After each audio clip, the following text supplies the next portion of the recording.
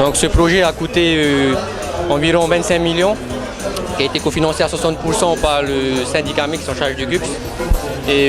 Ainsi que les actions qui seront à l'intérieur seront cofinancées par le CUCS. Donc le CUCS, c'est une enveloppe de l'État et du pays à destination des publics des quartiers prioritaires de la commune. Le Pouti Arianani possède deux structures, donc une maison de quartier et une annexe de la police municipale. Donc nous savons que sur Outoumoro, il y a ce sentiment d'insécurité qui persiste.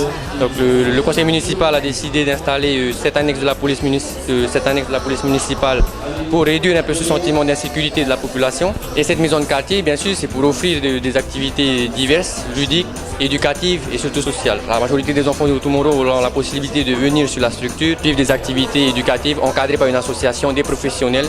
Je parle des animateurs compétents, diplômés en matière d'animation au niveau BAFA par exemple.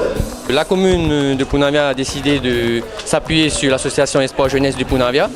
Donc nous aurons ici une responsable qui s'appelle Sonia qui va encadrer 5 animateurs. Donc ces animateurs ont été recrutés par l'association. Ils sont tous issus du quartier, donc ils connaissent les enfants. Et ils sont tous diplômés, comme je disais, en matière d'animation. Et ils vont pouvoir accompagner ces enfants dans les activités éducatives, sociales et autres.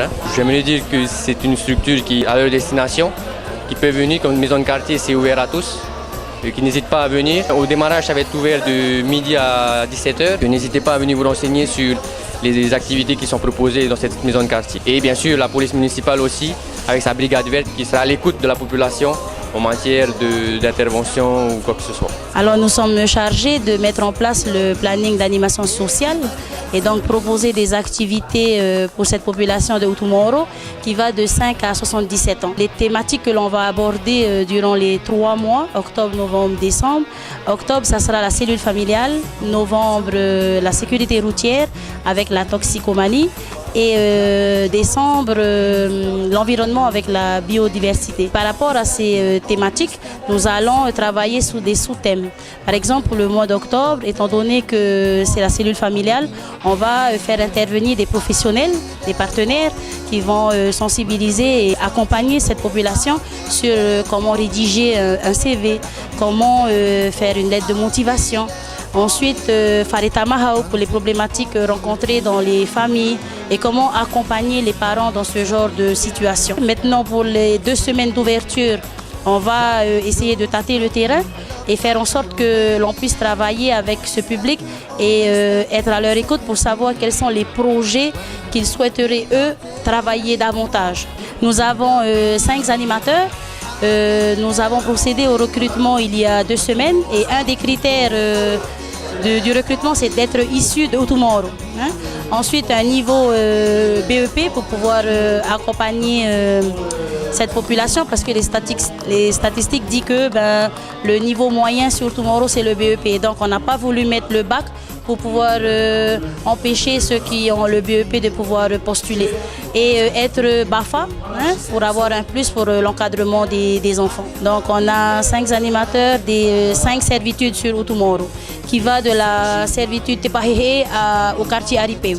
À Tavana et son conseil municipal, j'aimerais mettre un point d'honneur sur cette maison de quartier parce que moi personnellement j'ai grandi sur Outoumoro et j'espérais plus qu'on allait mettre en place une maison de quartier pour cette population.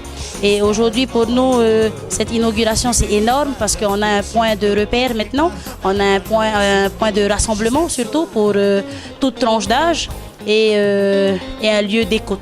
Donc ce poste-là est accessible à tous.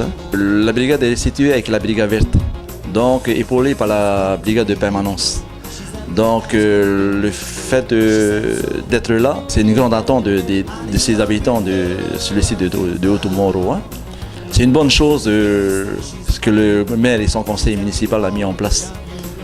Je pense que c'est dans les attentes de ces habitants-là. Je m'adresse plutôt aux habitants de Outoumoro. On est là, nous sommes là pour les servir. Bon, autant qu'il ne faut pas les oublier d'annoncer que nous, on est les représentants de la loi et la force publique. Donc nous assumons pleinement au domaine de la sécurité et de la tranquillité du public.